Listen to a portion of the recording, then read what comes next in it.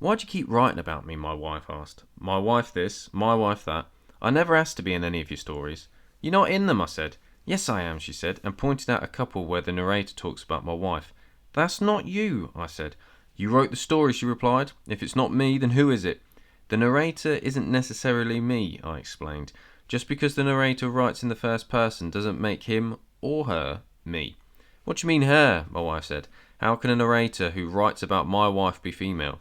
It's not impossible, I said, although in my stories that situation hasn't actually arisen yet. You just have to use your imagination. You mustn't be so literal. You have thought the idea and the narrator and the author are the same person, and the stories can be about anyone and anything at all. Even a woman who has a wife, she says. Yes, we live in enlightened times, I told her.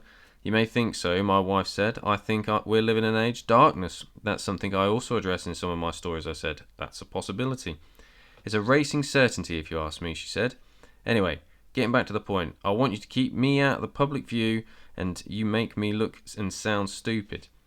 As I've already said, I explained, that the stories are not about you. And why not, she demanded, changing track. So what's wrong with me that you can't write about me? Nothing's wrong with you, I said.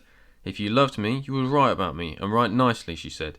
Just then, my real wife came into the room, bringing me a cup of coffee. She leaned over my shoulder to read what was on the screen. Is this something I wish I wouldn't know about? Is she bothering you again, she asked. Said the sad cow to leave you alone, or she'll have me to answer to. It's okay, I said. I'm dealing with it. Well, deal with it, my real wife said.